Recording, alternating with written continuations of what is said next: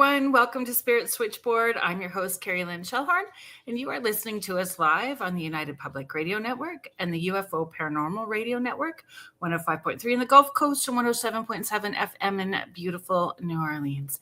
If you are interested in finding out more about what UPRN has to offer, you can head to uprntalkradio.com. You can find out more about the host and shows. There's always new things happening.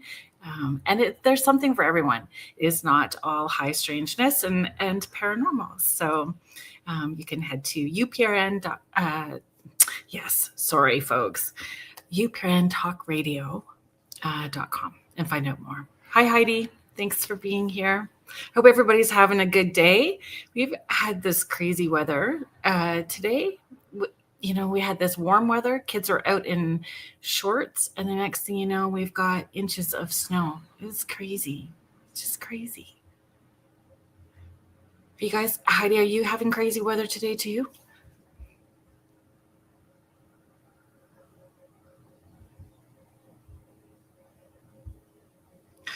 Last week, we had Sasha Graham on the show talking about her new Vampire Tarot deck. So she was a returning guest. It's always fun having hurricane gusty winds there. Yeah, it's crazy weather today. And it's Friday the 13th. So happy Friday the 13th. So maybe that's part of it. It's crazy. Normally, I don't buy into all of that stuff. I think 13 is pretty lucky, and I don't buy into or play into that energy where it's going to be unlucky because I don't want to create it. But weird things have been happening all day. Hi, Carolyn. Thanks for your message earlier today. And thanks for being patient while I sent you pictures while we were traveling.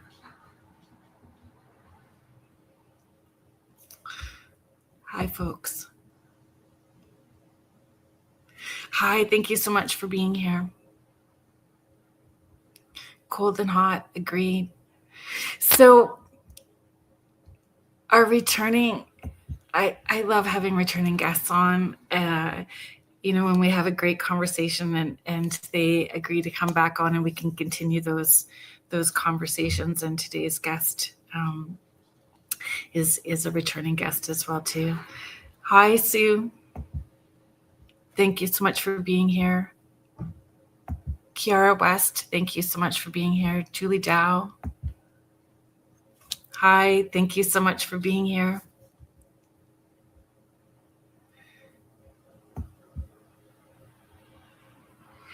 Have you guys in the chat, we have Dennis Estlock coming on, and he's been on before. He's a paranormal investigator, a medium, remote viewer, the owner of the cabin on 360. And we're going to be talking about all of those things: mediumship, remote viewing, stewardship of haunted locations. Those of you that have been following for a while know I love historical places, history, being able to, I don't even know, investigate I use the word investigate, but it's more than that. It's building relationships. There's certain locations that I go back to all the time, and you build relationships up with the spirits that are there. Regardless of what they were like when they were living. And I just feel more and more people are becoming consciously aware, more sensitive to frequencies, more open to those experiences, more people interacting. And how does that, how do they approach haunted locations? How does that affect them? How do they engage the energy that they bring? And these are some of the things that I hope to talk to Dennis about today. Hi, Carrie. Well, you guys are moving so fast today. Thanks for being here. How's the weather in Calgary today?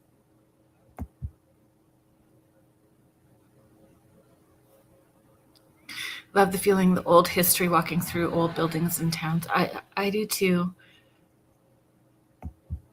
Hi, Sandra. Thanks for chiming in. Are you guys getting like crazy weather in Prince Edward Island too? It's funny, Carolyn, I was singing that song in my head earlier. Hi, Teresa. Thank you so much for being here.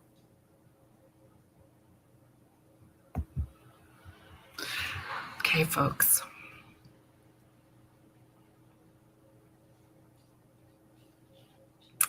So Dennis Estlock is a medium, remote viewer, and paranormal investigator with over 2 decades of experience. A lifelong experiencer, Dennis now owns the Cabin on 360 in Mechanicsville, Virginia, an actively haunted property on historic battlefield land where he hosts investigations, events, and fundraising efforts. Please welcome to the show, Dennis. Hey, Carolyn. Thanks for having me, hon. Oh my gosh, it's a pleasure. I was seeing the event that you've got coming up in May, so that's what triggered the message to you to see if you'd want to come back on so you can promote the event in May that you've got happening. That looks like a lot of fun.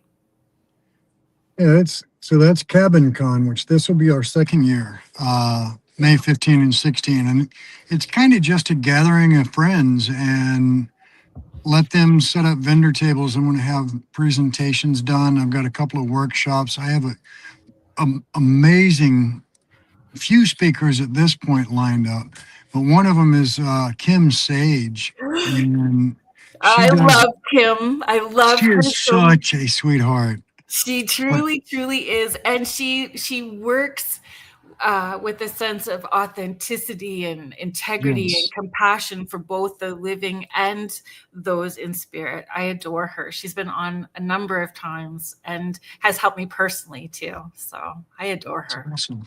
Yeah, she's so she works closely with another team so I have my own team. It's Commonwealth Researchers of the Paranormal.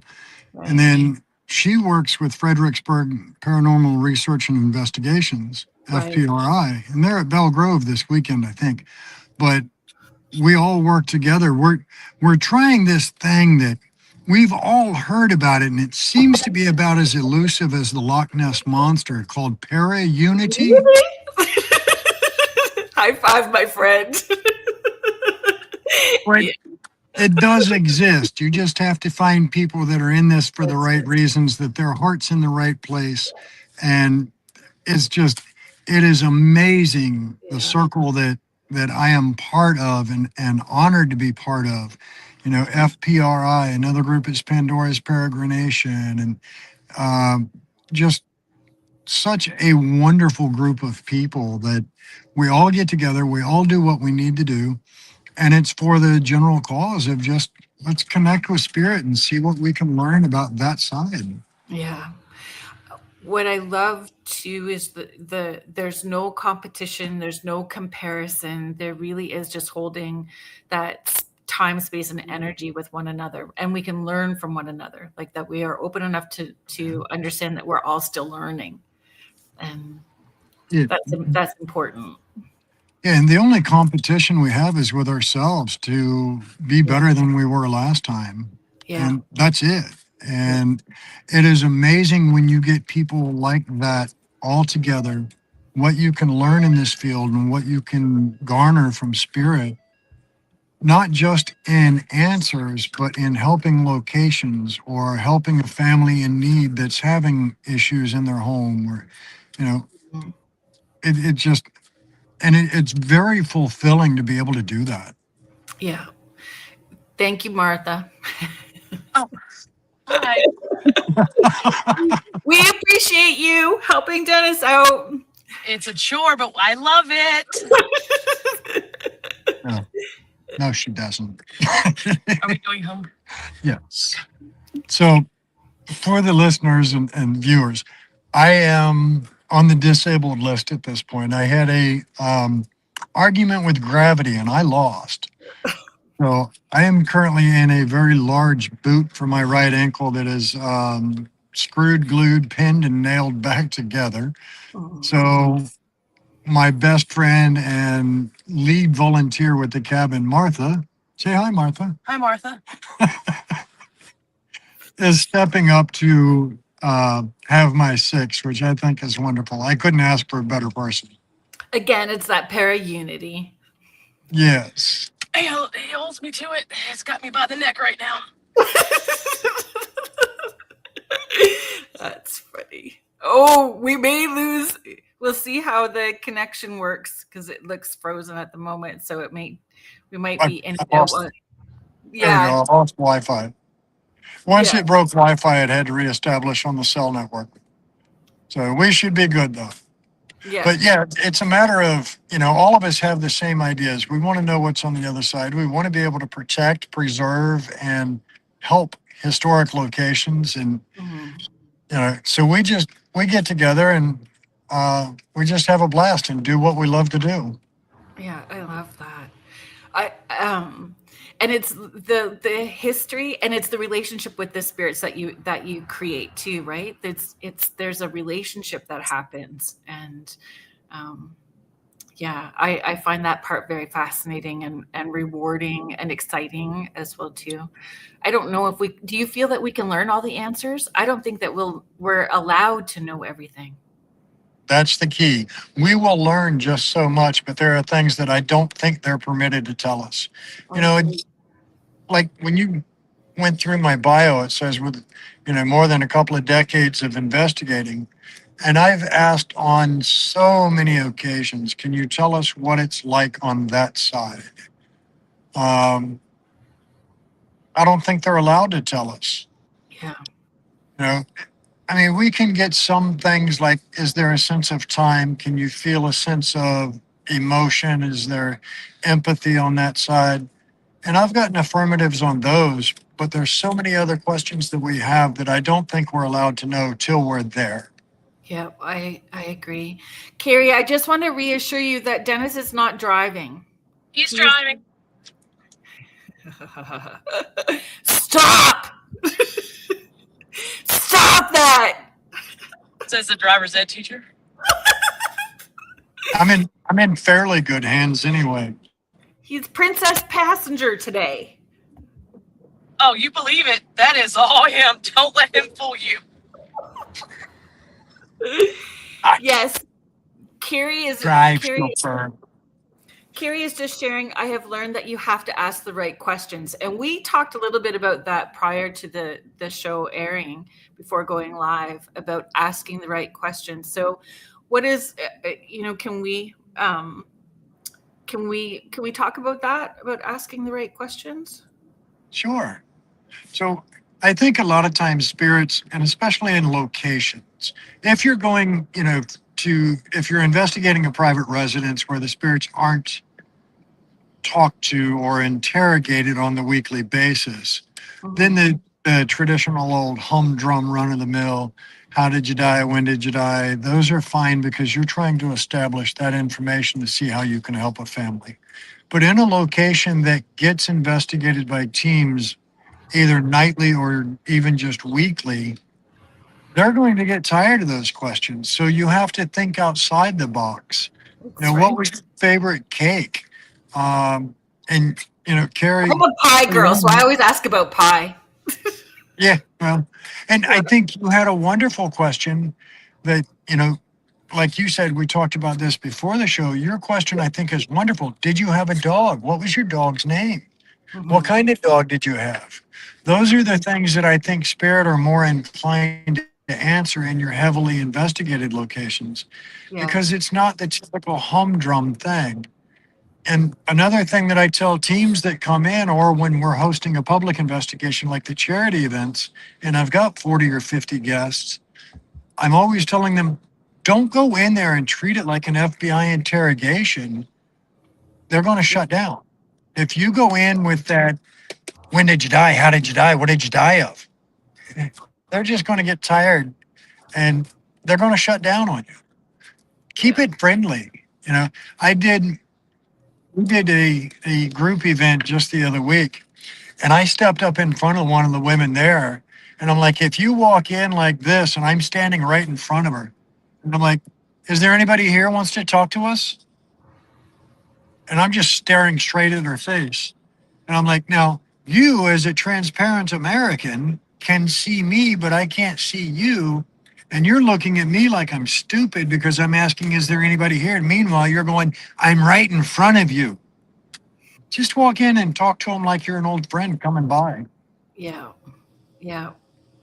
especially, well, what does it feel like at the cabin for you stewarding that property and investigating and having people come onto the property? How has it changed from prior to ownership to being there more and owning it? Has it changed at all?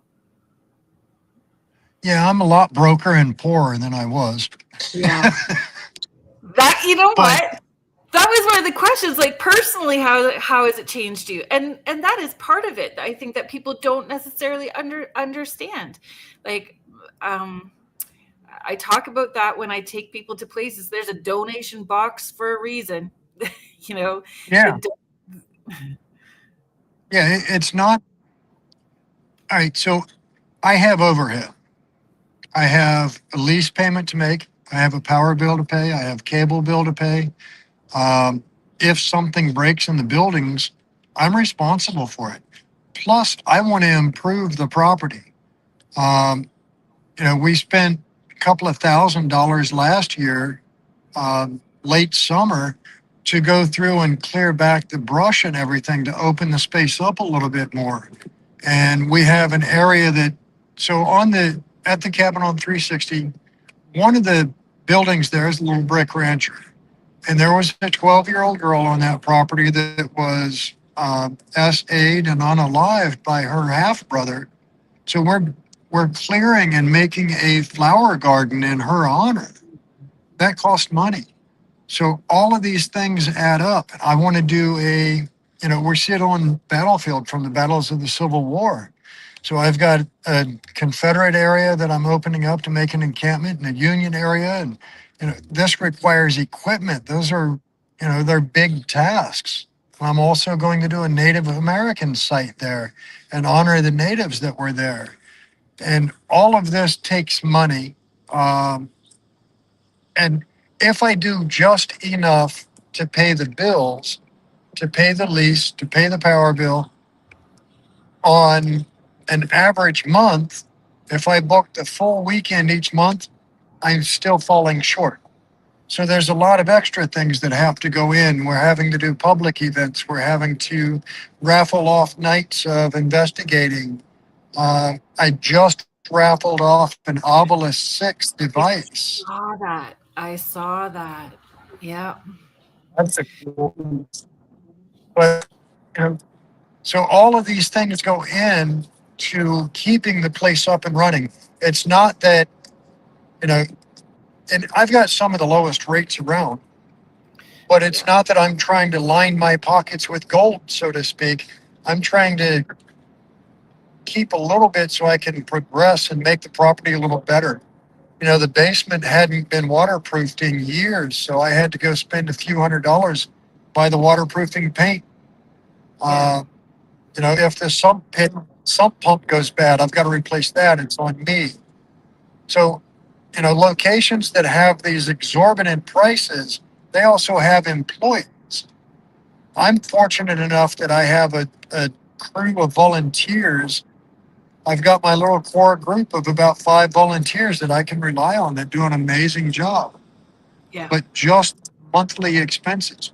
I have to carry a $2 million insurance policy. I don't think people realize that part either, right? The insurance part of it too, like all the financial aspects in running a place and keeping it accessible. I didn't either. I didn't realize either. And now I'm going, oh, I was dumb. I shouldn't have done it. People romanticize it, right? People romanticize what it would be like to own a haunted location, and then the reality of it is very different than the romanticized version of it. Yeah. And it's not only a matter of keeping the buildings and the land itself in good repair and making improvements there. It's also a matter of now I am the steward of all the spirits that stay there. That's right. I am the guy that has to make sure that if a team comes in and disrespects them, I have to handle that. I wouldn't let you walk into my best friend's house and disrespect them without me kicking your tail. And all these spirits that are here are part of my little circle that I'm responsible for. Yeah. And I think it is a personal responsibility that they get respected. Yeah. There's a lot more that went into this than I really looked at at the very beginning. Would I do it again? Yes. Yeah. Well, and they being those in spirit probably want you to. They want to line everything up because you take that responsibility so respectfully and personally. I think they know when they are being supported and when they are not.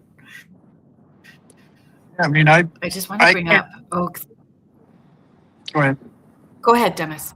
I was going to say, I can't tell you how many times I have sat in either the rancher or the log cabin just by myself and talked to the spirits there and told them, you know, thank you so much for interacting with the guests here. It helps and it goes a long way in protecting this property and protecting you guys. And that's why I'm doing this. Yeah. I've been cussed out by them a time or two, but So I helped with a fundraiser with the Ontario Paranormal Society at a museum, and there's a cantankerous energy there for sure that can be quite nasty, and the feeling is it's actually a mimic, and there's some nastiness that happens, and that's always the comment that is made during that time. We are here to raise money to preserve this space for you, and for other people to learn about and to maintain history. If once it's gone, there'll be generations that don't know anything about it. If it's not maintained as well too, it'll just be lost. The history will be lost. well, prime example. So the battles that took place on the land that I'm on are named the Battle of Bethesda Church. So Bethesda Church was an actual church that sits, I don't know, I can throw a rock over to that piece of dirt. They're building a brand new school on it right now. Oh, yeah. Wow. So, Kira, I'm just going to bring up some of these comments. Sorry, Dennis, just let me get caught up here. Thanks for being here, my friends. David Wilson is here. That has to be one of the best questions I've heard anyone ever ask while doing a paranormal investigation, is asking the other side what it is like to go thinking outside the box again. Carrie is sharing, my kids told me they don't like to be reminded of their deaths. They just want to be passed over to the other side.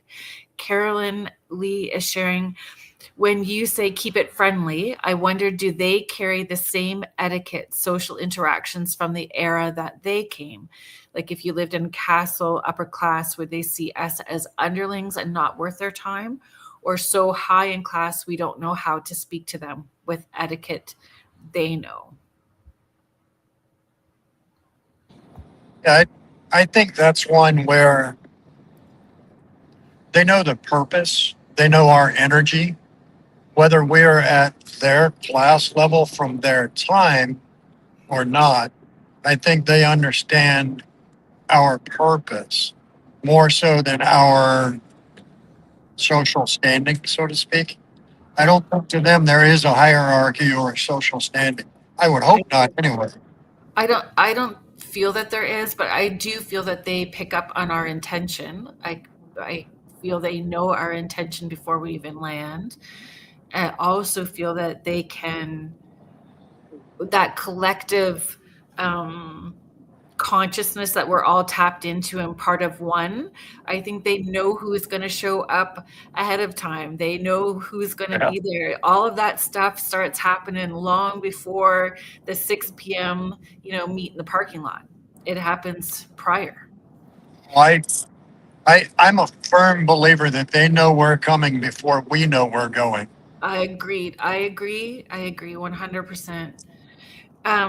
Kiara West is just asking, where is this at? So we kind of just jumped into the conversation. So there, for those people who are new to the Cabin on 360, can you give us some history?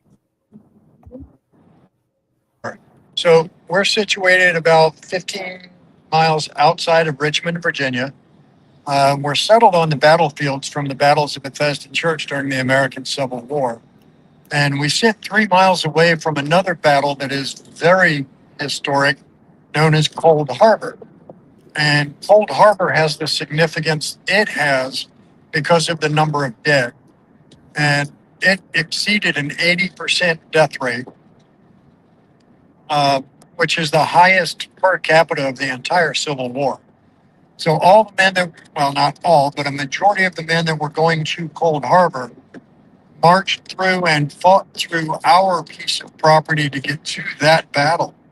So we have a very significant site. It was actually the starting point for the battles of Cold Harbor. But we have, if you want to go even further back in time than that, we had Revolutionary War marched right through our property. Then prior to that, all the way back into the 1630s, when the European settlers were starting to come in and pushing the natives off the land. So we just have layer after layer after layer of history on this piece of property that I don't think I've begun to get through all the layers of this onion as I peel it back and learn what took place here. Or if we're allowed to know all the layers of it. And I feel they can pick and choose who they want to share the information with. Like they feel in alignment with somebody, whatever energy they're bringing. So they'll share that puzzle piece with them. And I love that you're bringing that community together, because the community will be able to get all the puzzle pieces to get all the answers, or that as many as we're allowed to know. I still think there are some parts that we're just not allowed to know in general. And so I got called out to Chicago years ago to speak at an event that Ursula Bielski hosted called Chicago Ghost Con. While I was out there, I got the chance to listen to Chris Fleming do his presentation. And he explained his near-death experience. And the part that stuck with me most, he said he was in the corner of the emergency room watching the doctors and nurses work on his body.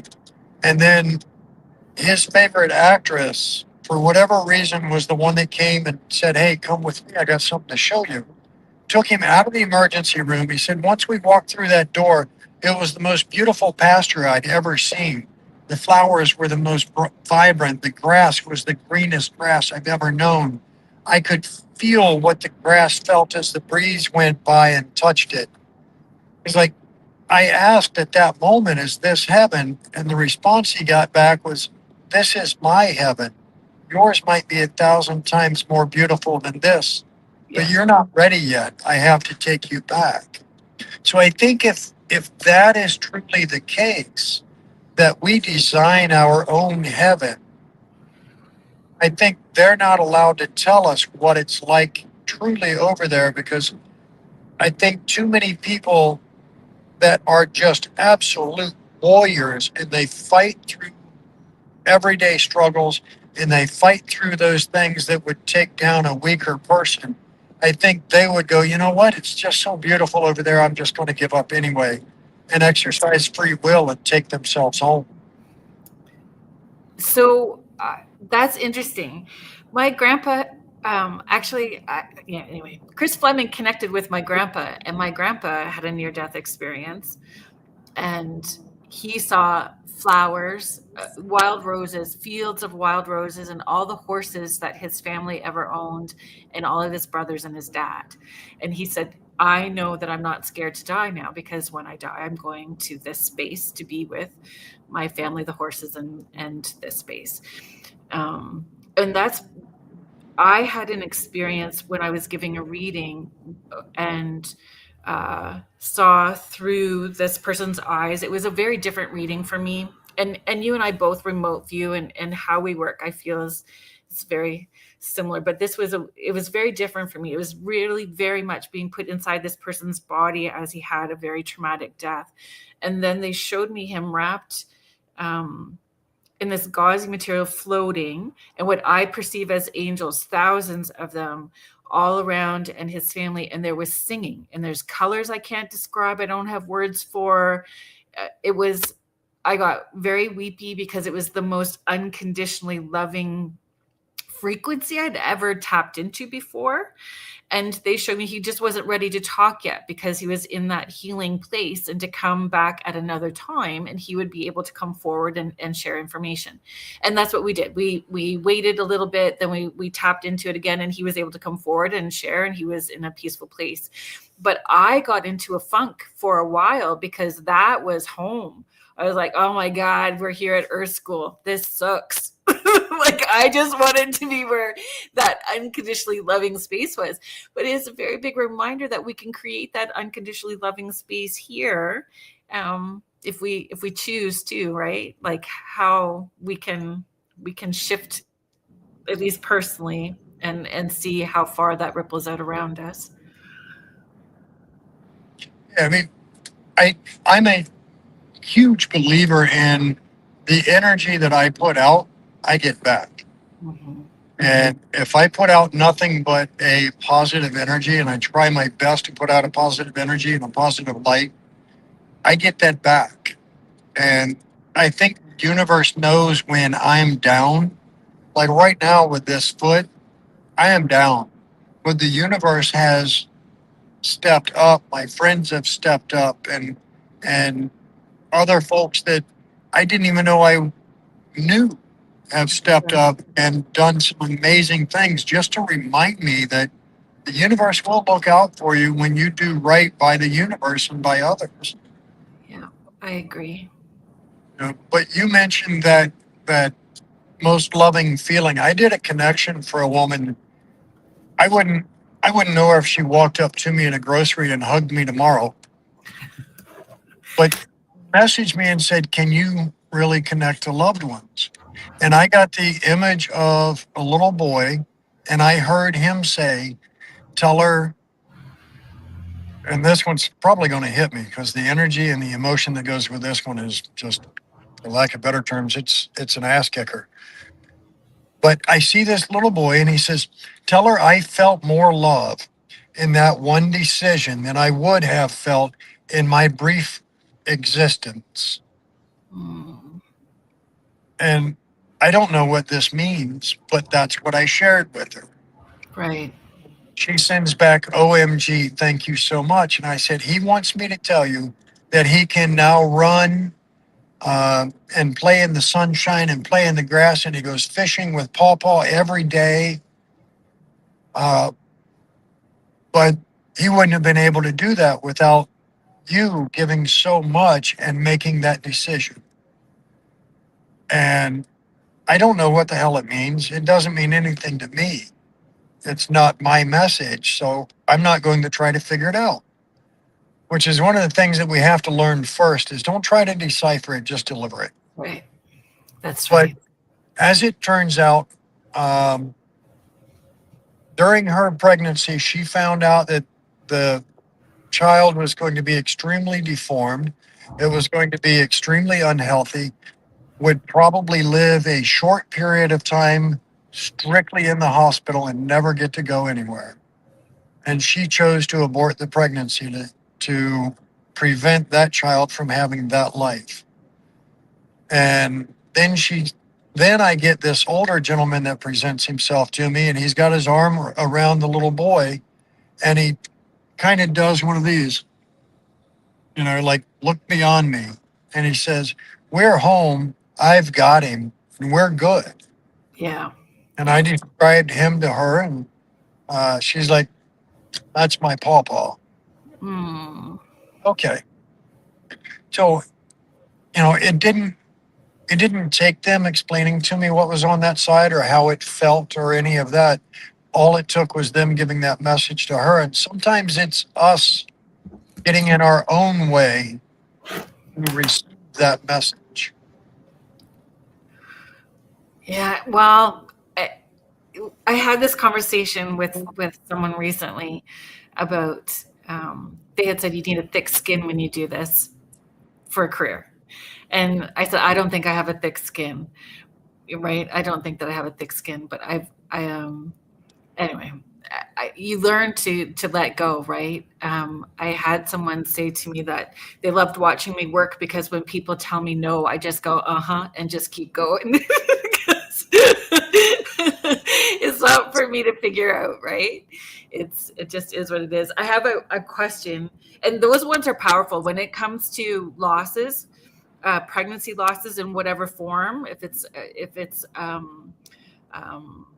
chosen ending, a miscarriage, adoption, any of that stuff. Those are very tender ones, raw sessions to walk through, and powerful and life-changing for people who may feel so disconnected from the other side. And that plays a very big part in what we're able to do, that there is no disconnection, that the connection's always remaining, that love continues, and that healing can happen at any time, right? Like it's very heavy responsibility. For this woman, it wasn't a super recent event where she had to end that pregnancy. It had been a year or more. And she said she was carrying that burden and that emotional guilt that, could I have done it differently? Was there a better opportunity or a better option? Yeah. There really wasn't. Even the little boy admitted that, his brief existence would have been miserable. Right. Okay, there's so many questions. And I have a question too when we're talking about our energy and what we bring. So regarding investigations, but I want to pop back into some of this stuff.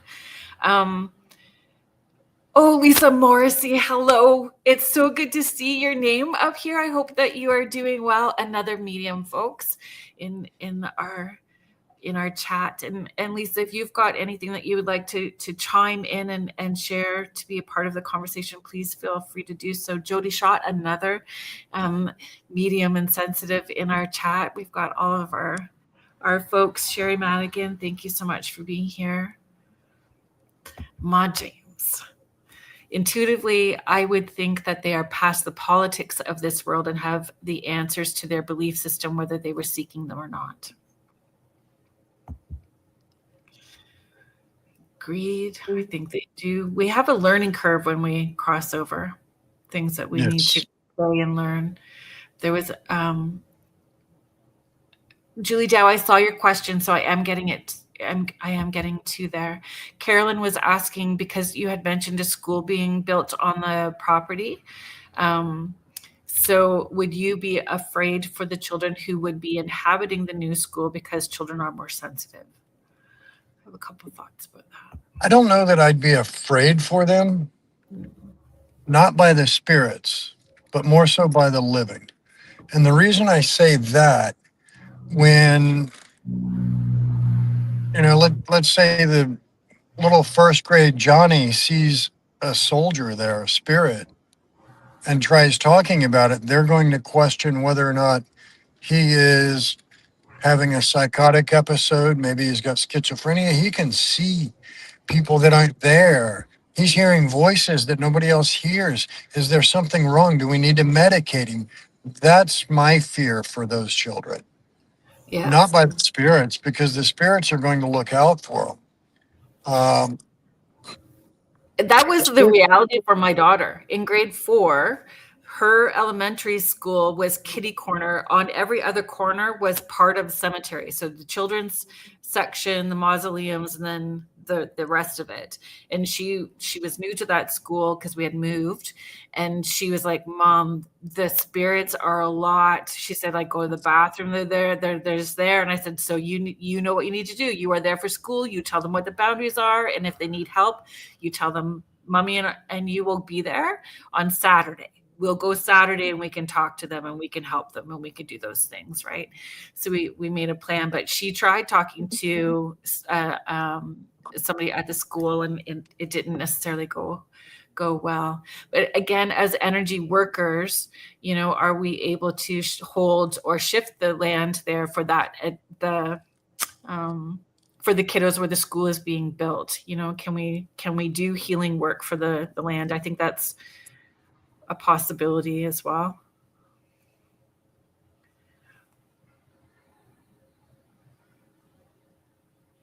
Yeah, and I did a no-no a few years ago.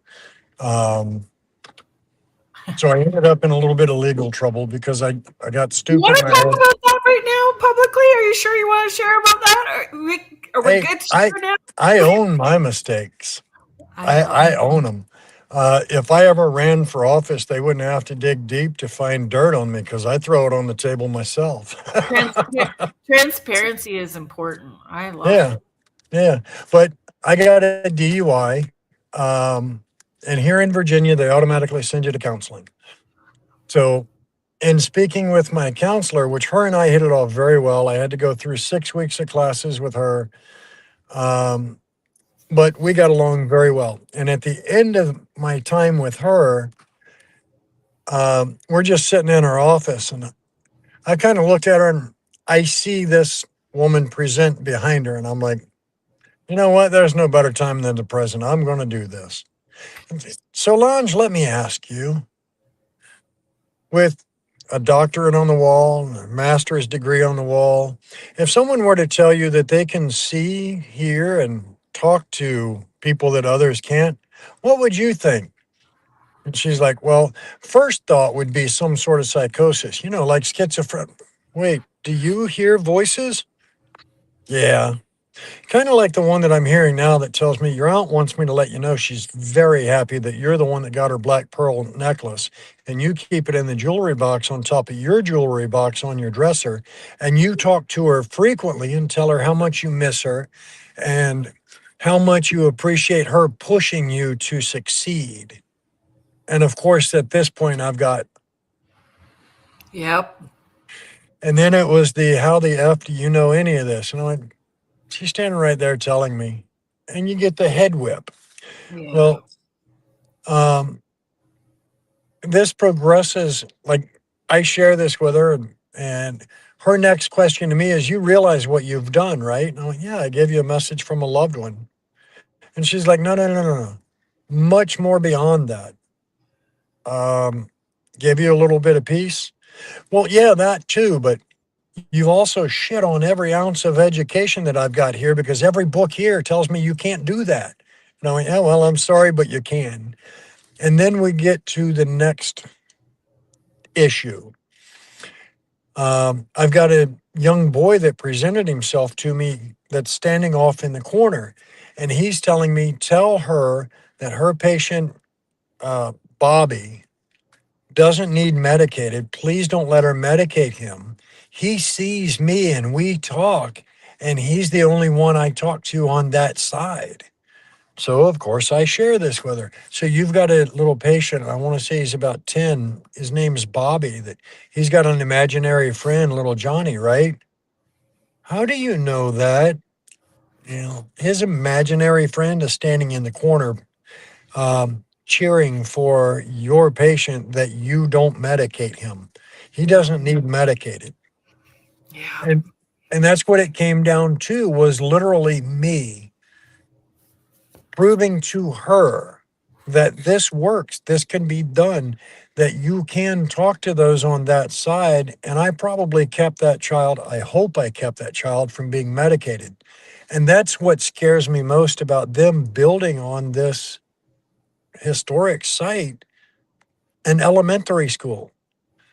It's going to give children problems because they're going to see these spirits, and the spirits are going to be unintentionally interacting with them from time to time, or they're going to see them or hear them, something. And then all of a sudden you've got this little student that's telling mom and dad or telling the teacher that, have you ever seen the soldier that stands in the corner over there? He talks to me. And now they're going to think the child needs medicated. The Pollyanna rose-colored glasses, Pollyanna in me and rose-colored glasses that I prefer to wear, or like to wear, would hope that because there's so much more awareness now, more people are having these conversations are becoming much more easier now than they were 20 years ago, that there'll be support for those kiddos that are in that in that space, and you're right beside them. So who knows? Like maybe there will be, maybe it's being built for a reason, with you as the neighbor. So I hope so. I hope so. You know, if we're not stewards of our history goes away. And if we're not stewards of the spirits, that's they right. get restless and they get to be a little cantankerous. So Yeah. hopefully, my stewardship of the spirits that are in that immediate area, we know they have a great communication system on that side. So So I'm hoping the spirits at my location have told the spirits at that location, come down here and leave the children alone. yeah. Hopefully. Julie Dow was asking, who built the cabin and how old it is. How old So, is it? so the land was bought in July of 1978 by Jones Realty and Construction. They built the cabin to be a model home for log cabin sales. So it was built in 1979, 1980. The brick rancher next door was somewhere pre 1952. The earliest information I can find on it is simply an aerial photograph showing the building. But I can't find any records at the county courthouse showing that house. It wasn't even on the survey plat when they bought the land in 78. Wow. But I don't know why it's become a gathering point, so to speak. My only thought is well, when I first started doing this, my first banner, the tagline, so to speak, was, "What has history done to the land?" And I think that is why it's such an active location and why there are so many spirits there. I mean, I'm going to take a ballpark guess somewhere between 5 and 7 spirits in the log cabin alone. But we always have passerby or pass throughs. The Brick Rancher, I think, has at least 4 to 6. And then we always end up with pass through visits there too. So I think it's kind of a beacon for the other spirits around. Do we open the door though with the tools that we're using? You know, when we've got those pass throughs, are we opening the door and inviting more through, with the tools that we're using? Even I think, us, like we're a tool, oh yeah, I've said been called in a a tool a positive lot. way. Ditto. But yeah, I do think that the tools, the instruments, just the intents, Yeah. that energy that we're putting out of come talk to us, I think that invites more passer throughs. And I've asked a lot of people, well, I get asked often, what do you think of Ouija boards? I'm like, I have no problem with it if you know how to do it. As long as you know what you're doing, I think it's fine. You know, if you know how to open it, how to conduct the session and how to close it, it's no different than your front door. And then I ask people, let me ask you, would you open your front door, just leave it stand open, step out onto your porch and yell as loud as you can, hey, is there anybody out here who wants to come in and talk to me? Come on. And then just leave your door open when you're done.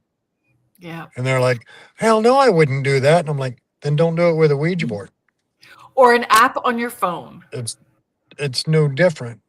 And I also think that, yeah, and it's all intent. Yeah. Um, I compare any instrumentation that we have to a Ouija board. It is asking the same thing. With a Ouija board, we are setting our fingers on that planchette and we're asking spirit to come through and interact with this.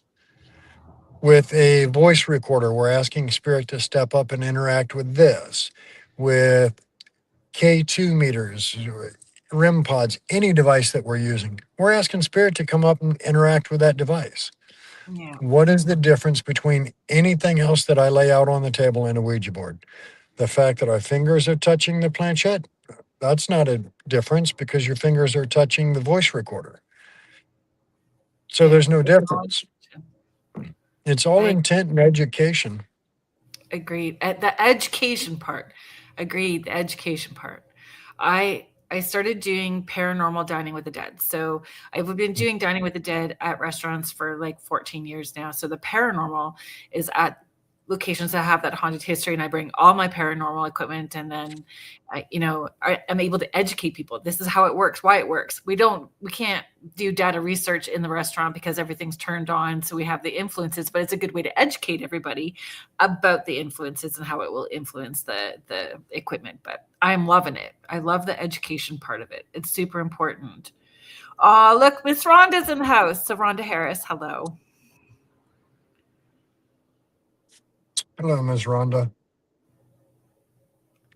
Yeah, there's another gentleman local to my area, John Cushman, and he does dining with a ghost or Love dinner it. with a ghost. Yeah. He does dinner with a ghost. And it's kind of the same thing. He teaches about the equipment. He serves a 4-course meal, sets a table spot up off by itself, full table setting for that, with a lot of instrumentation around on the table. And it's just inviting spirit to come join him for dinner.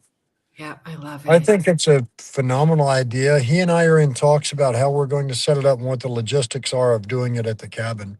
Oh, I think that's fantastic. I'd love to do that. I want to comment on this really quickly. Kiara West, I see your comment. I've worked with so many people with developmental disabilities for years, diagnosed with schizophrenia, and they just seem to see spirits to me.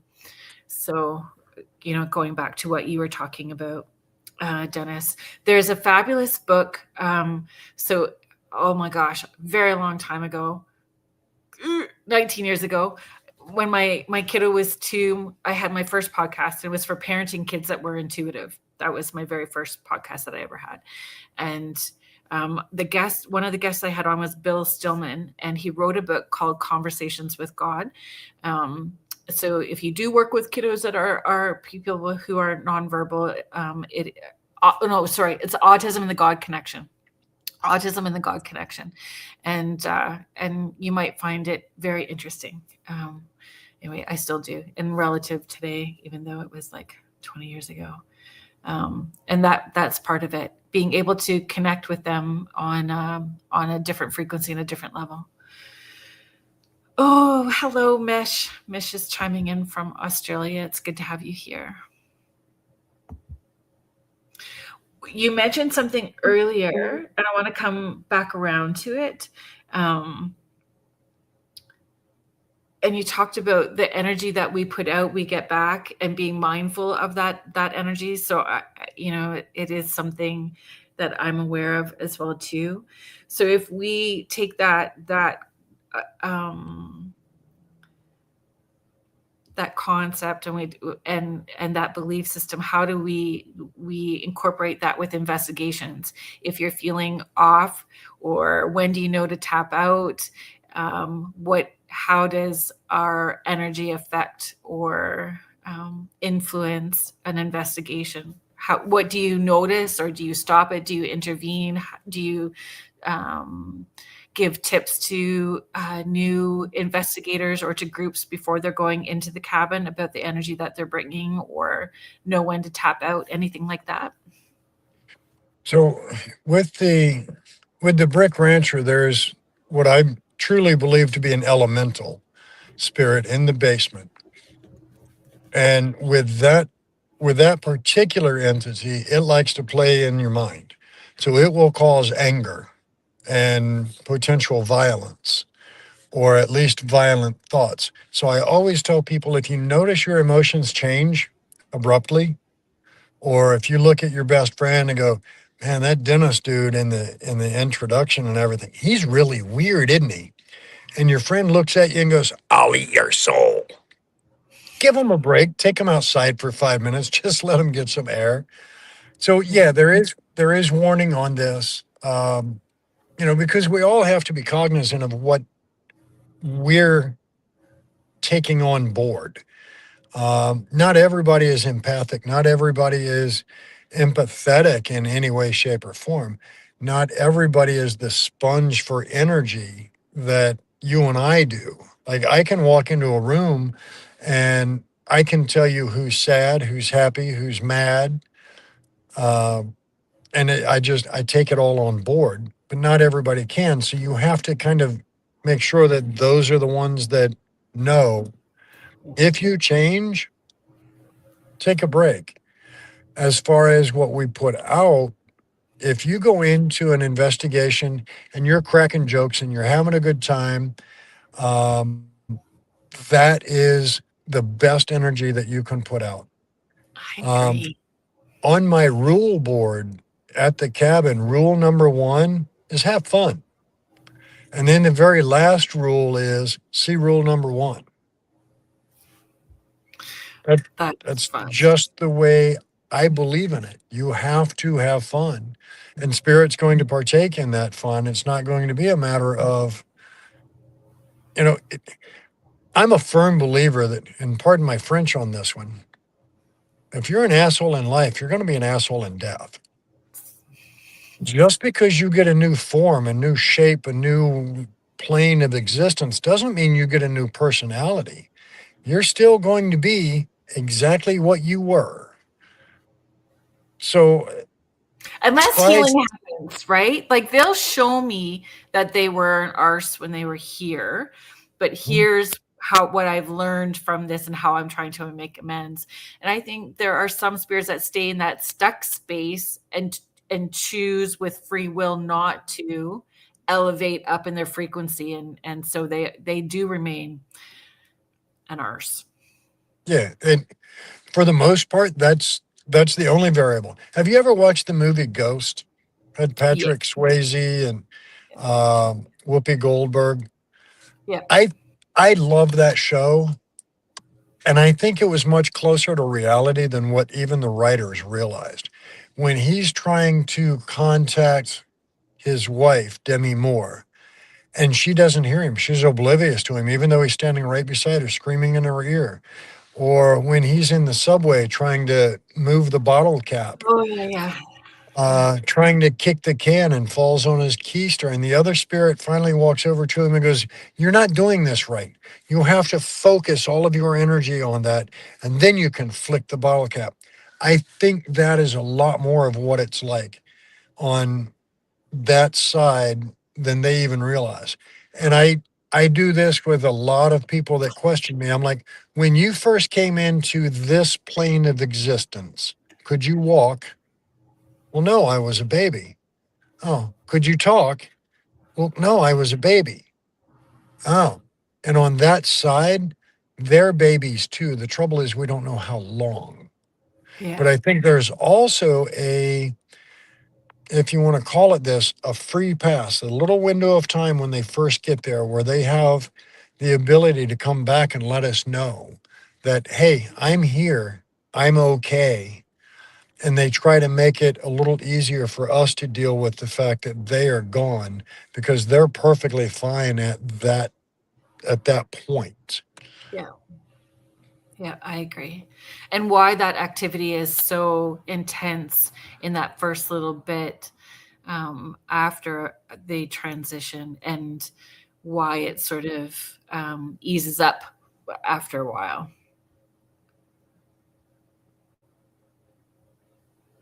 Is one of the things. Oh, Carolyn.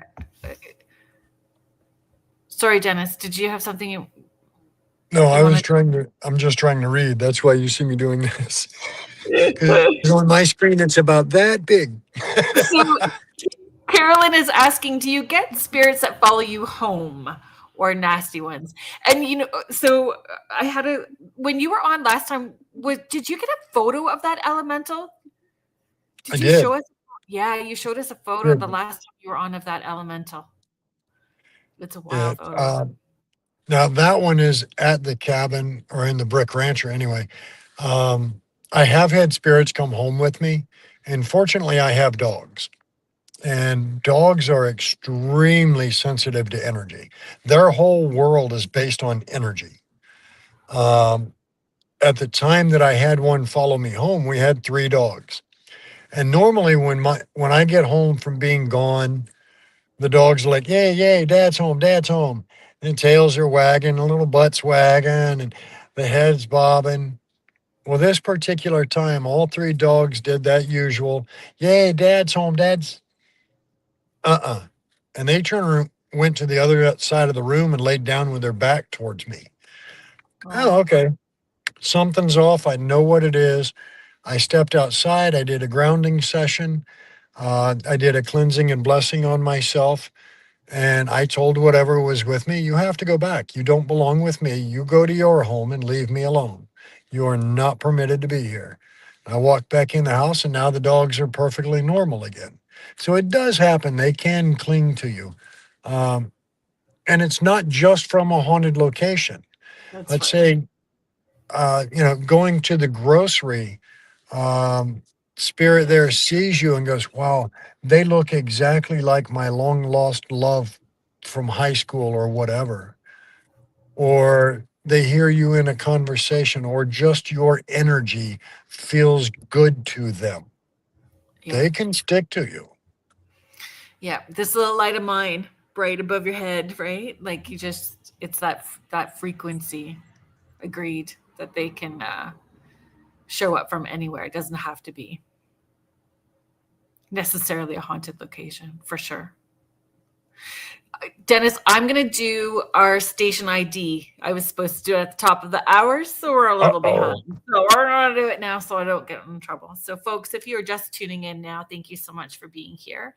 You are listening to Spirit Switchboard, and I'm your host, Carrie Lynn Shellhorn, and you are listening to us live on the United Public Radio Network and the UFO Paranormal Radio Network, 105.3 in the Gulf Coast and 107.7 FM in New Orleans. If you would like to find out more about the hosts or the shows that UPRN has to offer, you can head to uprntalkradio.com. There is something for everyone. You can access thousands of archived shows. It is not all high strangeness and paranormal. Today's guest is a returning guest, Dennis Estlock from the Cabin on 360. So we're very excited about having Dennis back on the show.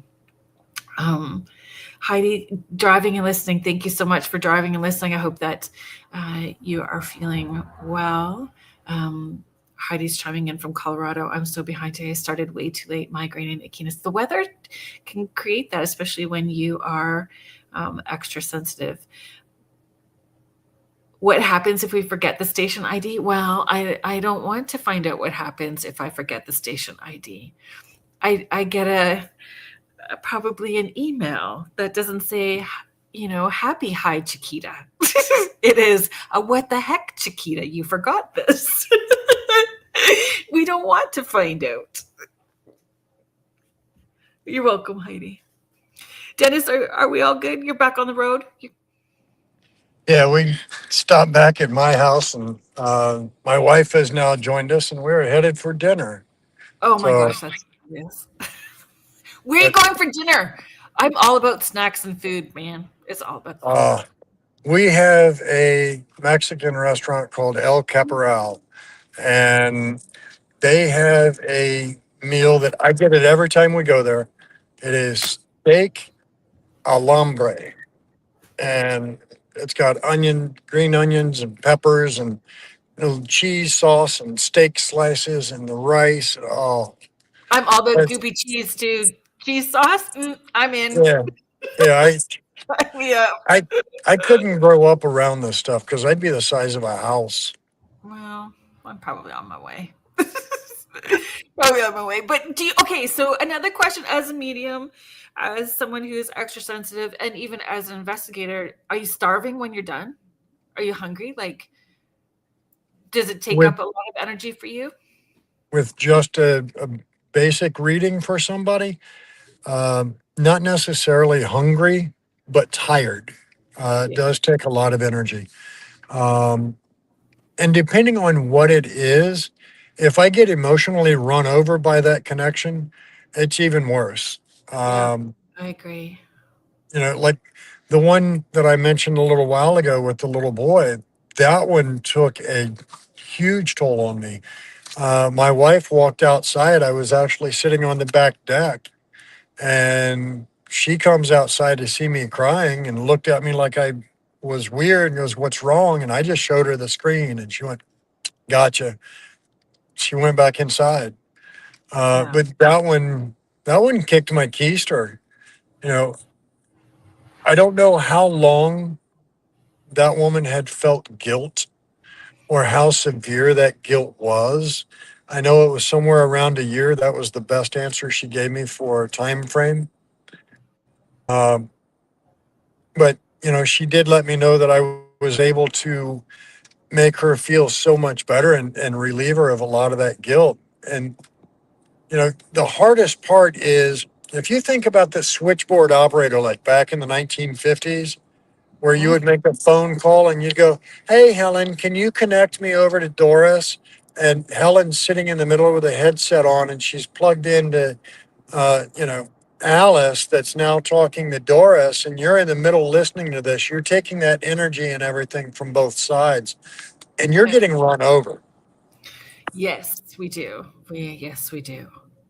And It's we like a raise our spirit frequency. switchboard. Yes, kind of just like, and we raise our frequency. I've tried to, our frequency is just vibrating so high during that time. So then when we're done, there is that coming down. I get really cold as well, too, when I'm coming down from doing a lot of sessions or a really big event. I get very cold, but I find, just even a handful of chips or something fried or meat. I really crave meat when I'm done. I just want like part of a burger. I just need something that's super grounding, and then I'm good. I like jerky. Oh my gosh, It me goes a too. long way. I have it all the time in my car when we're doing investigations. I'm the snack girl, so it's always peanut butter cups and jerky. Those two things for sure. Yeah, I got the privilege to go hunting, and I now have a fairly decent stock of venison jerky, Oh, and yum. oh, Very yum. it is so good. I'm with you on that. And if James is still in the chat, he'll let you know that moose is part of that as well too. So, One of these days, I want to try that. well, we'll figure a way to make that happen. We'll figure out a way. Yeah, James is Martha, listening. yeah, Martha's over here going. She wants in on this too. She loves to hunt. Okay, She is so the reason I started hunting again because so when I moved to Virginia 30-ish years ago, um, I sold my weapons in Ohio, and I hadn't hunted at all down here. Then Martha and I become friends, and she's like, "Well, come on out to the farm and you can hunt with us." Really? So here we are. So I got my first deer this year in about 30 years. oh wow, good for you. I love a venison roast. It's how we grew up. I grew up on a hobby farm, and my grandpa used to trap and hunt, and he had this little log cabin on the property, and he would uh, skin and tan, like stretch the hides and do all of that stuff. And I used to sit out there with him when he was doing all of those things. It's a core memory for me. And actually, Chris Fleming, when I chatted with him about my grandpa, he picked up on that. He drew a picture of it. Nice. Yeah, where we it's so funny, Mish, when you were talking about your dinner, Mish was asking what was for dinner, and then she asked everyone what their soul food was, what everyone's soul food. So everyone's talking food now in the chat. I don't know that I would say that um, Mexican is necessarily my soul food. Um, I would have to say that any sort of large ribeye is my soul food. Great. Just Steak. cow, cow in general. That qualifies right up there with the best of everything.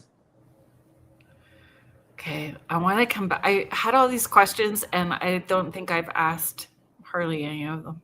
So I want to go back and make sure that if now that I've got you, I don't want to. Well, I mean, you're always welcome to come back. I would love to anytime. With more people investigating, has it changed the energy of the space? So that was one with the brick rancher. Um, because of the history there, and I I believe you found the spot in the forest, right? Did you find the spot that you didn't somebody find the spot, or you were looking for the spot? If I'm sure I'm mucking up the story, so you might have to help me with that. Of it was Michelle? Is it Michelle? Melissa. Melissa. I knew it was the M. Sorry for getting that wrong. I'm sorry. That's okay. But where she was, wasn't there a spot that you were looking for out in the on the property, on the grounds? That Well, what we do know by police reports and a couple of deputies that I interviewed was after he took her life, he threw her body out her bedroom window and carried her off into the woods. Well, we didn't know exactly where, but we had suspicions. Well, Miss Martha, who is starting to learn her abilities, as we're walking through, she's like, I am just drawn over to this area. All right, let's walk over there. Well, there's always been these large, like metal screen hoppers, I guess. I don't really know what to call them, that had just a bunch of aluminum cans in them. And I always suspected that that was where Melissa had been, well, her body had been dropped anyway. Um, but I'd never really focused much energy on that area.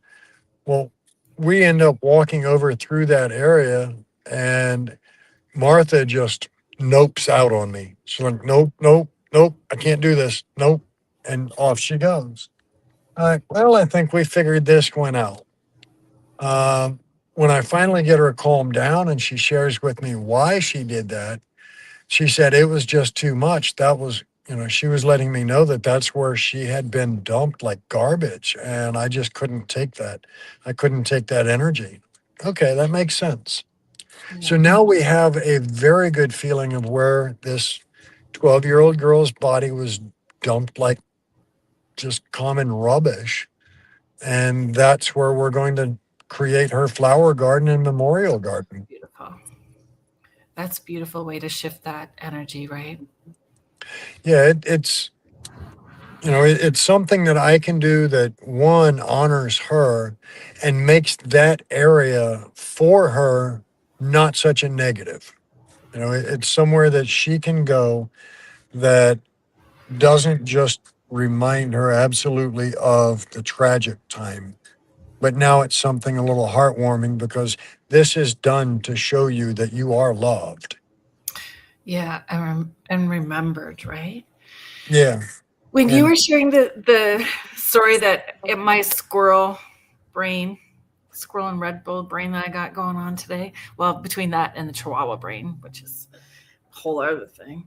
When you were sharing that story about coming up to someone and saying, "If I'm right in your face, how would you want to engage?" Right? When you were sharing that earlier, there is a theory, or people have a theory that for some spirits, we would appear as the ghosts for them. Have you heard that? I have heard that theory. What if they think we're the ghosts and they're the living? What are your thoughts on that? Well, what's to say that we're actually living real time? That we're not all just part of a giant um, scenario. Yeah. So I don't know how to quantify whether they think we're the spirit and they're the living. I would think if they were the spirit, or if they were the living and we were the spirit, rather, I would think I would notice changes around me in the environment, in my home, just the way the furniture sits. And I would hope that if I were the spirit, um, he wouldn't let me make such stupid decisions sometimes. Wait, they're not allowed to intervene. Maybe they just made popcorn and want to sit and watch. And they're just sitting back going, I know what my guardian angel looks like, and it's probably very close to this. Oh God, not again. Crazy. I know they're rubbing their temples nightly, going, I can't believe I got him through another one. I think yeah, I agree. To a point. And then I think they're just our biggest cheerleaders. Which I like. Yeah, Okay. Sorry. I know that the day that I shattered my foot came off that roof. I know I had some guardian angels that were there protecting me because I could be in so much worse shape. Well, how did that happen? Is it okay for me to ask? And you don't have to. Yeah, it's fine. So I was helping a buddy of mine that's retired. He has a garage that he had built, but needed a wood burning stove in place. So I helped him put the wood burning stove in. I was running the chimney up. So I was up on the roof. I had 6 screws left to do, putting some horizontal stabilizers in so the chimney didn't just fall over. And I had been back and forth across this roof half a dozen times with different materials and whatnot. And I got the last of my equipment over there and realized I left the screw gun on the scissor lift where he was at. And I come walking back. Well, I went to go get the screw gun, and there had been just a real light drizzle, and all of a sudden both feet left, and that was all she wrote. I shot down that chimney or down that roof like I came out of a greased slide, and 14-foot launch to the dirt. Oh, my Lanta. But I will tell you this. There is not an Olympian on the planet that could have stuck that landing like I did that day. I stuck like a lawn dart. Wow. So you are very fortunate that, Yeah, I actually landed about 2 feet away from a wooden fence that would have devastated me, I think. Yeah. Wow. Well, life altering for sure. Would have been life altering for sure. Divinely watched over for sure. Everybody's still talking about food. Everybody's still talking about food in the chat. All right, what is the most common food item they're talking about in there? Currently lasagna.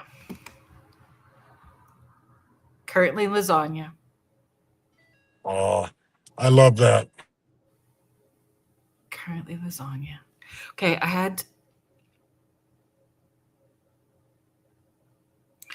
So I think we've kind of talked about that.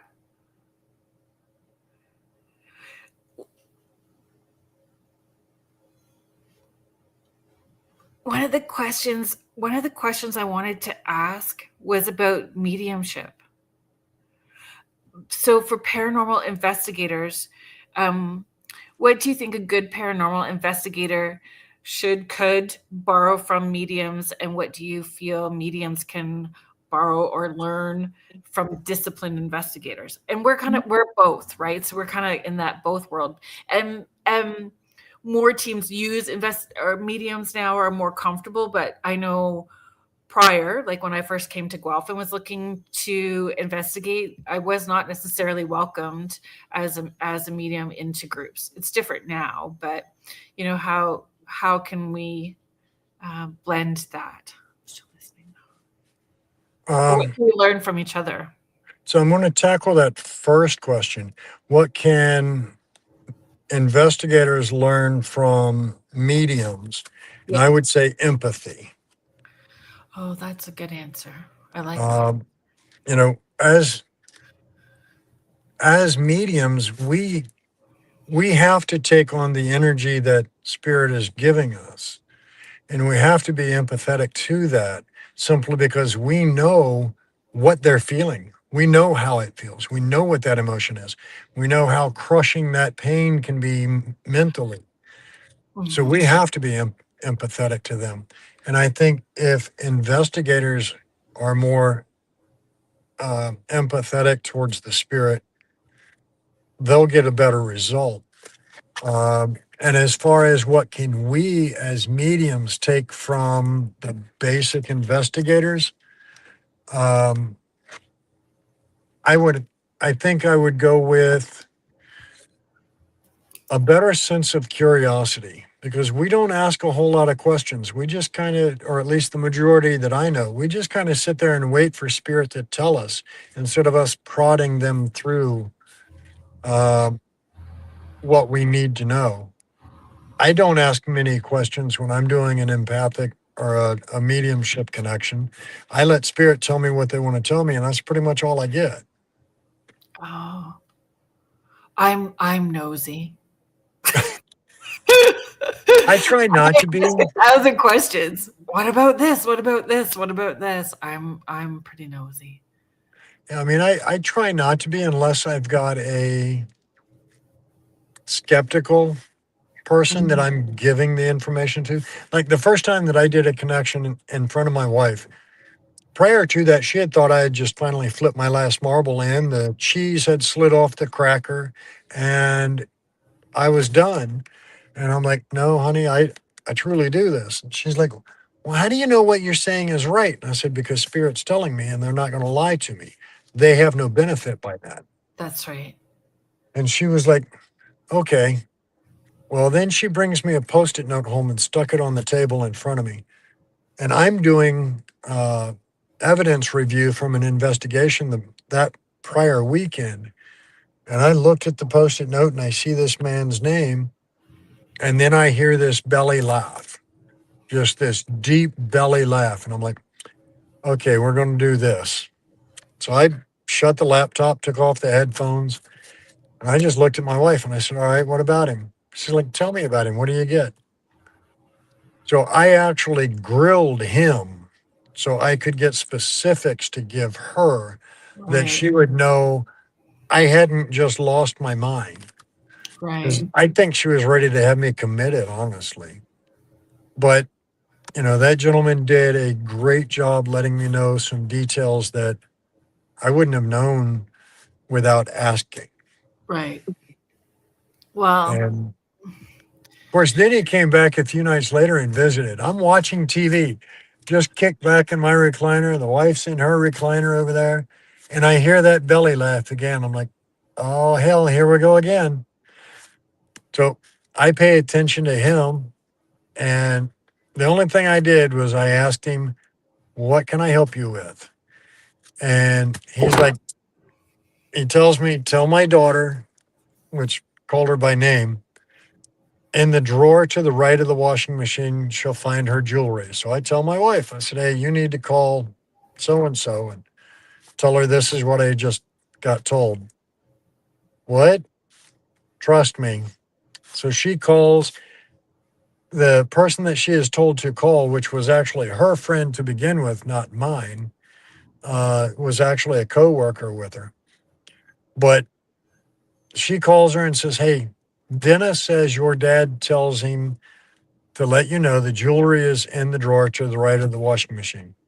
Now, I didn't ask any more questions. I took that piece of information. He laughed and did his sign off when we were done talking was literally to walk away and wave over his shoulder. That was love it.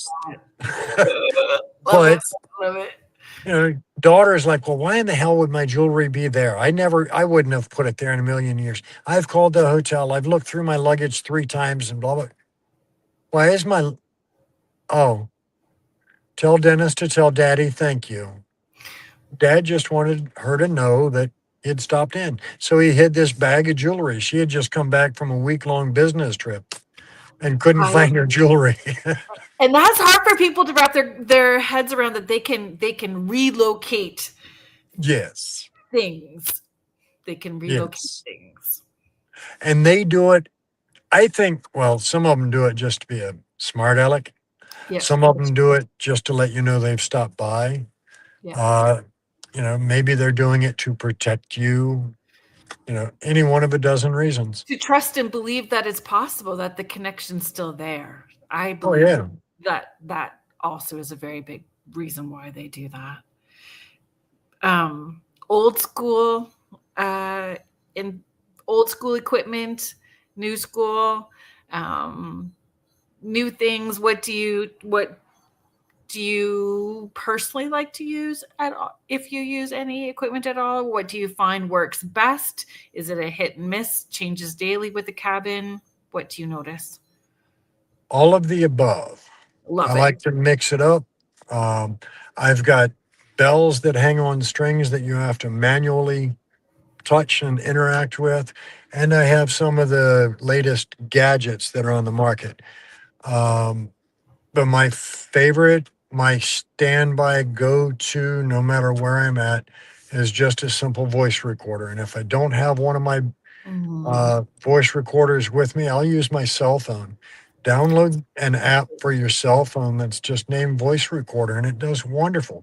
The same technology that is in your cell phone is in my highest dollar voice recorder that I've got. I think I think even with a skeptic, the hardest thing to counter when you have them there with you and go, let's do an audio session, and they hear a voice that they know wasn't audible.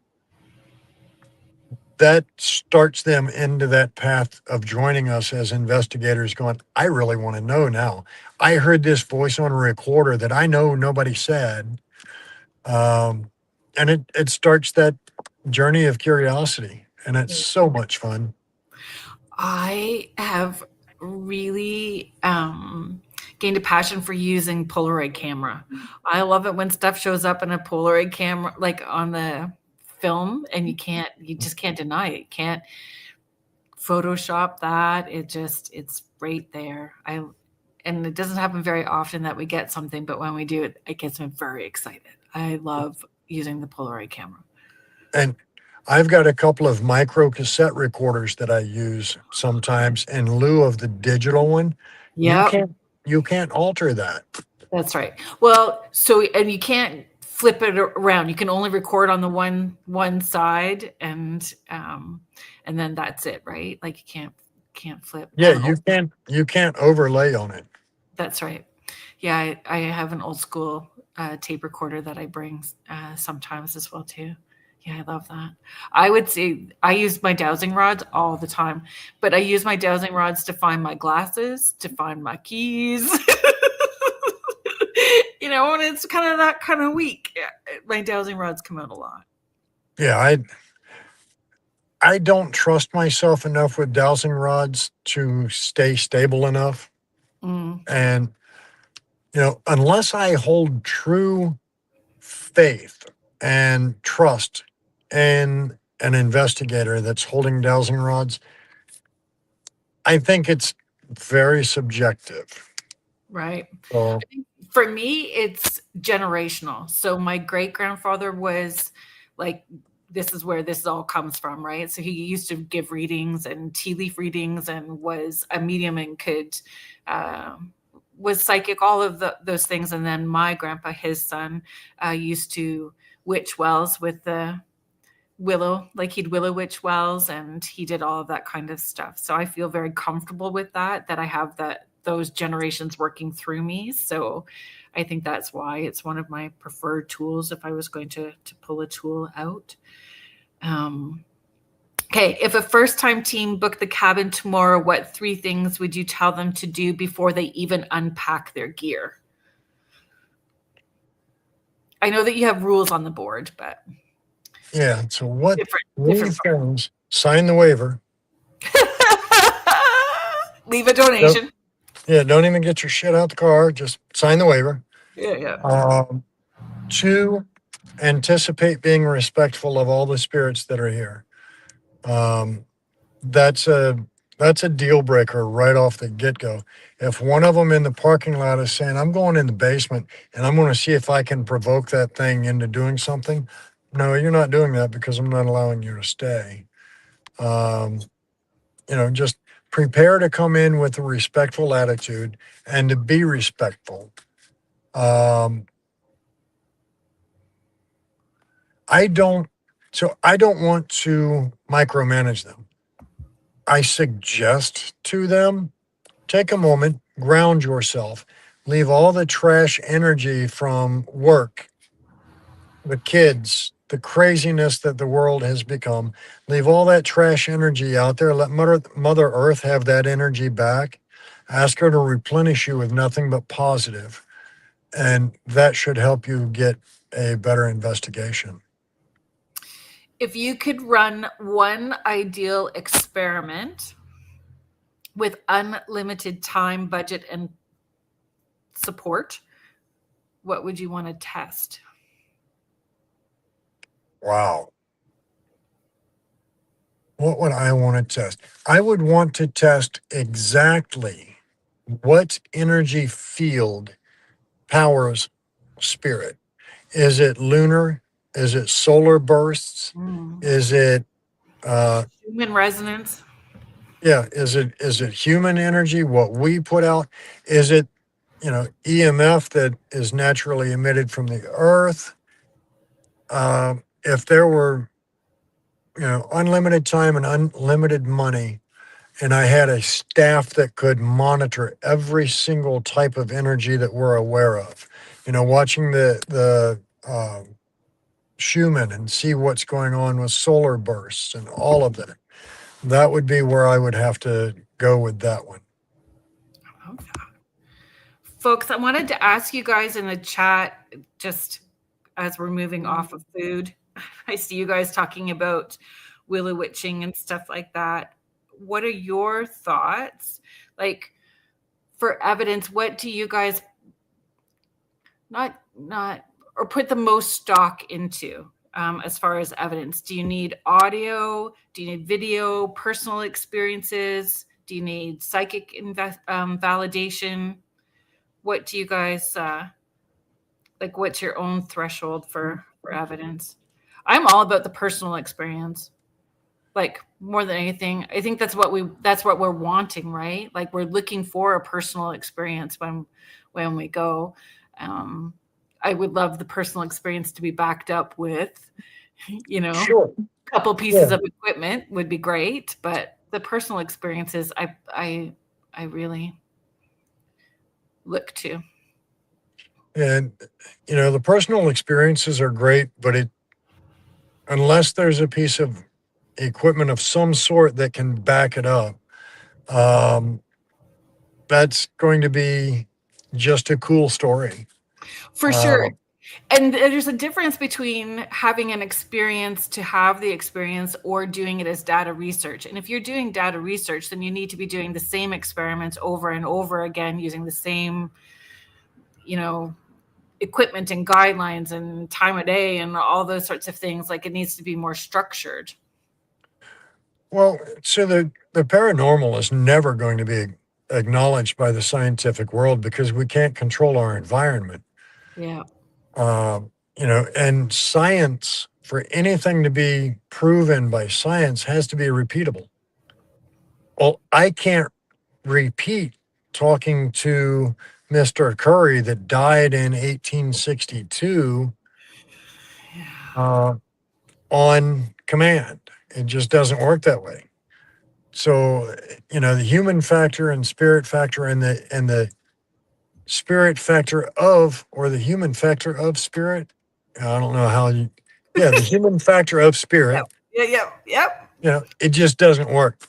One day, Mr. Curry may want to talk to me, and the next day he might want me to just go away and leave him alone. He's got other things to do, and they didn't include yakking with me. That's right. I sometimes say they just wanted to roll over and have their cigarette. They're done with us now. Like, they're done. They are done for the night. And that's kind of how I felt talking with my wife's friend's dad, because he just we were talking away. He finished answering a few questions I had, and all of a sudden it was just, he turned and walked away and waved over his shoulder like, I'm done, bro. I guess we're done now. Funny. Dennis, we need to come to a close. So Mish, we're going to take this question really quickly. Like, we've only got maybe 3 minutes, so we really do need to be mindful, but it's a great question. Mish is asking, do spirits remember our interactions? Yes, I am convinced. I have asked numerous times, do you remember me being here before? I get an affirmative a lot of the time. I remember several times asking, do you recall this instrument and what I did with it? And I get something to light up to give me the affirmative. And I always explain to them what each gadget is. Yeah. So, and how it works and how they can use it to interact with me. And I explain to them, I'm stupid. You have so many advantages over me. I'm stuck in this body and you have that. Yeah. And it makes it easy to interact with them. Yeah, I agree. So we've had it along the bottom, but where would you like people to connect with you to find out more about the Cabin on 360, or how they can book a private event, group event, be part of the May event, the Cabin Con? Yeah. So I've got a couple of events coming up. March 21, I've got a group called Forgotten Explorations is hosting one. Then I have Southern Fakir Paranormal is hosting one. Then we have Cabin Con. I got some big things coming up. But they can find out about all of those on our Facebook page, just the Cabin on 360. They can also go to tco360.com, click the events tab. You'll see what we got going on. Click the booking tab, check out our calendar, see what's available to book your investigation. I've got some of the lowest rates around. Sunday night through Friday night is only $350. Saturday night is only $400. That gets you both buildings and the battlefield grounds out back in the woods. Trails are cut and marked. It's an awesome time for that little bit of money, and that's up to 10 people each night. Yeah, that's brilliant. That's so good. It's always a pleasure having you on the show. It was my pleasure and my honor. Thank you so much for asking me to come in, Carolyn. It was great. I enjoy sharing time and energy and space with you, and hopefully we'll get to do it in person someday. I look forward to it. Hey, May 15th and 16th. It might be, you know what, if we can do it for 2027, I'm very blessed. I'm very blessed that my calendar is pretty full for 2026 and all the things I get to do. But if we are looking at the 2027 calendar, maybe we need to put something on it and make that happen. Well, as soon as I have it set in stone that I still have the honor and the privilege of operating the Cabin on 360 through 2027, if I am blessed enough, I will be able to buy it and, be shitloads in debt. But right now I just hold lease on it. So if I'm privileged enough to have ownership of it, or at least still have control in 2027, I would love to have you come down, join us. I'm sure Kim Sage would have a blast hanging out with you. So, and Lisa Crick, like, we just keep trying to plan time together, and I was trying to coax them up here, but maybe it's needing to happen down there. Thank you so much. Everyone is saying great guest spot tonight. Dennis is a breath of fresh air. Great show. Thank you so much. Oh, thank you guys so much. Yeah. I appreciate you, and I appreciate your audience for being so kind and giving an old guy some grace. Well, I hope you heal quickly and smoothly and with some grace and ease, and enjoy your dinner tonight. Thank you so much. Y'all have a blessed weekend, and please stay safe. Yeah. Be the smile that you want to see on others' faces. If they don't have one, give them yours. Thank you so much. Thank you, everybody in the chat. Thank you to Joe Montaldo, our owner, Michelle DeRoche, our station manager. Thank you to all of the folks that were in the chat with us tonight and asked questions. I appreciate all of you.